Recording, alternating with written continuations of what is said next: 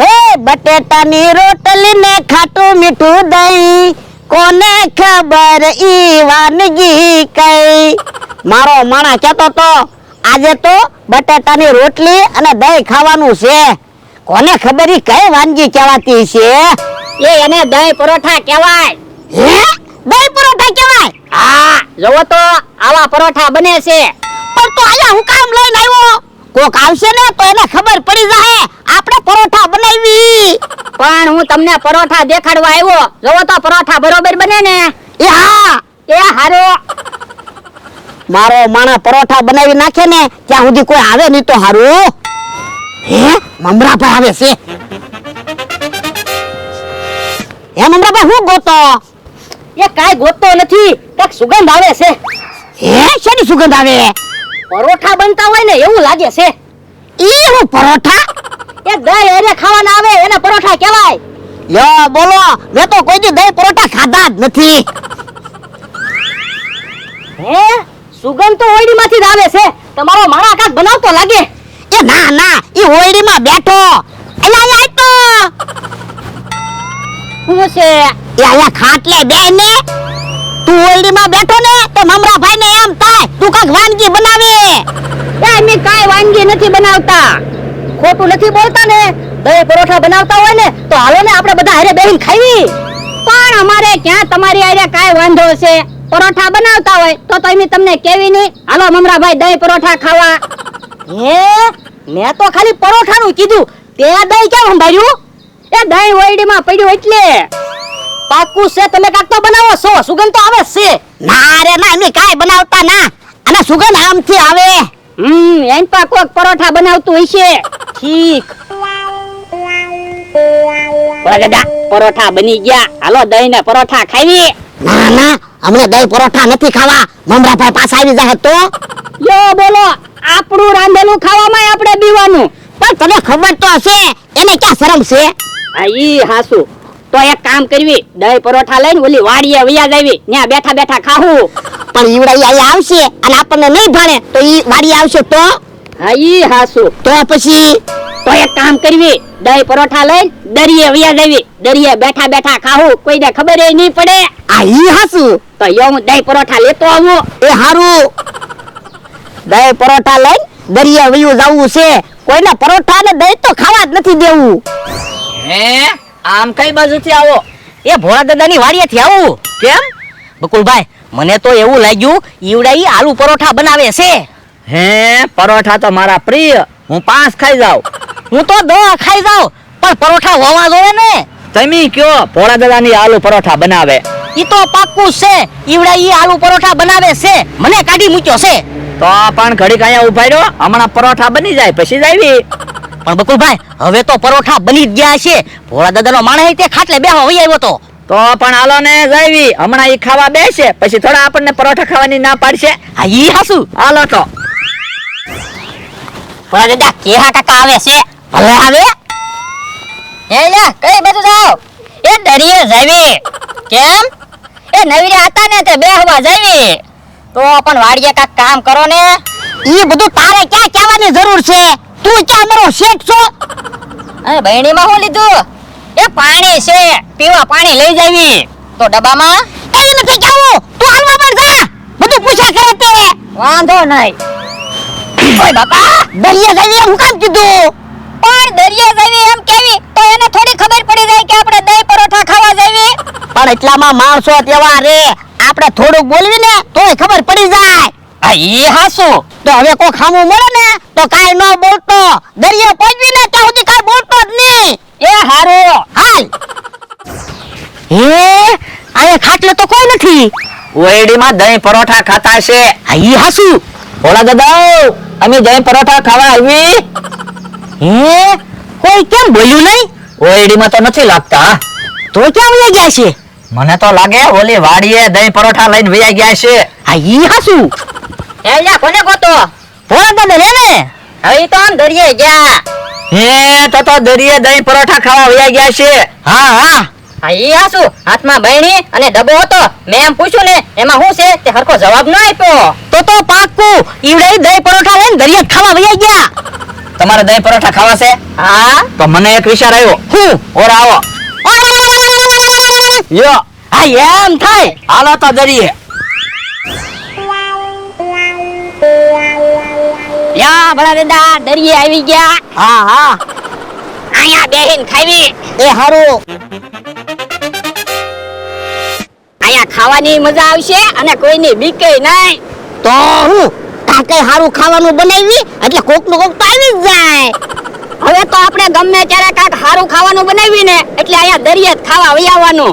હા હા આજ દહીં પરોઠા બનાવ્યા, કાલ પાવભાજી બનાવવાની, પમદી પછી પુલાવ બનાવવાનો. એમ રોજ હારી હારી વસ્તુ બનાવી અહીંયા દરિયે ખાવા વહી આવવાનું. ખાઈને પછી આખો દિવસ દરિયે બેસવાનું. હે ઓય બાપા, આખો દિવસ દરિયે બેસ્યું તો પછી વાડીનું કામ કોણ કરશે? પણ વાડીનું કામ કરીને પછી અહીંયા ખાવા આવવાનું. તો આ કેમ થાય? તો હવે તો રોજ હારું હારું જ ખાવાનું. ના રે ના, રોજ હારું હારું નહીં ખાવાનું હો. તો ખર્ચો ન થાય. યો બોલો, ખાવામાં ખર્ચો થાય ઈ કઈ ખર્ચો ન કહેવાય. ખોટો ખર્ચો કરવી ને ઈ ખર્ચો કહેવાય. હા ઈ હાસું. હાલો તો દહીં પરોઠા ખાવી. એ હારું. આમ કેહા કાકા મમરા ભાઈ આવ્યા. હે તો ખાવાનું હંતાડી દે. મને તો એવું લાગે કેહા કાકાએ કહી દીધું હશે.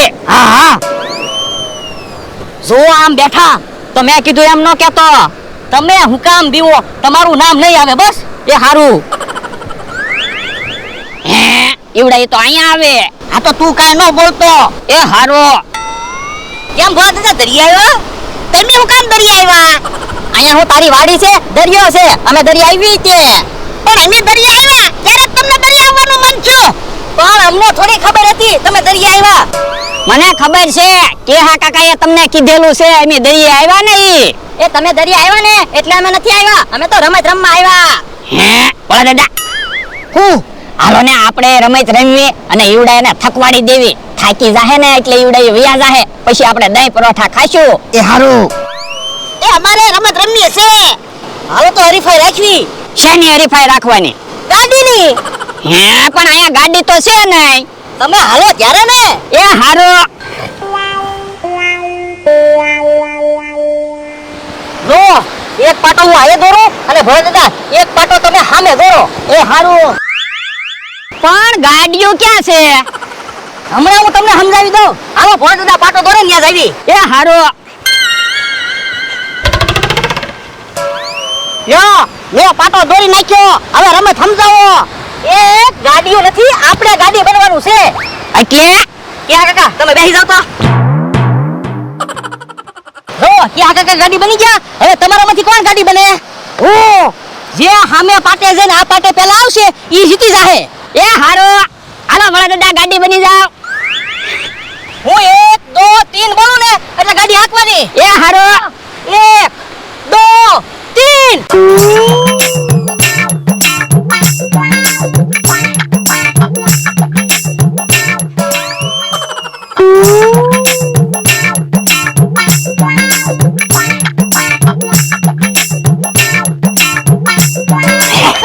અમે જીતી ગયા. અમે જીત્યા. તમે નથી જીત્યા, અમે પેલા પાટે પહોંચ્યા, અમે જીત્યા. હવે અમે પેલા પાટા પહોંચ્યા. કાઈ નહીં હો, અમે પેલા પાટે પહોંચ્યા, અમે જીતી ગયા. ઈવડા એ ભલે માથાકૂટ કરતા, હું દહીં પરોઠા લઈને વયો જાઉં. તમે કયો એમ થોડું હાલે, તમે જીત્યા. તો કઈ તમે નથી જીત્યા હો. તો હાલો ફરી વખત રમત રમીએ. હાલો.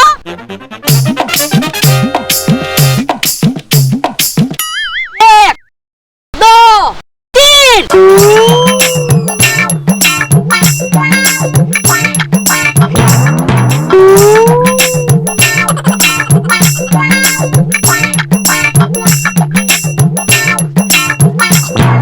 ભોળા દાદા જીતી ગયા. ભોળા દાદા જીતી ગયા. હાસો ભોળા દાદા જીતી ગયા. ઓય બાપા, ધક્કો હું કામ માર્યો? પણ મેં તમને ધક્કો ન માર્યો હોત ને તો કેહા કાકા જીતી જાત. આ ઈ હાસો. રમત રમીને હાવ થાકી ગયા હો. બહુ તરસ લાગી. તો આને પાણી પી આવી. એ હારું હાલો. ભોળા દાદા કેમ એવડાઈ થાકી ગયા ને? હા હો. હાલો તો હવે દહીં પરોઠા ખાવી. હાલ. ભોળા દાદા રમત રમ્યા એમાં તો બહુ ભૂખ લાગી. પણ આપણે દહીં પરોઠા ખાવાના છે ને. આ ઈ હાસુ. હે દહીં પરોઠા તો નથી.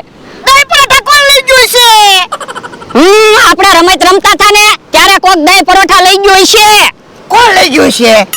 મને તો એવું લાગે કે હા કાકા ને મમરાભાઈ આપણને રમત રમવા લઈ ગયા ને ત્યારે બકુલભાઈ દહીં પરોઠા લઈને વહી ગયા હશે. હે તો એ હારું.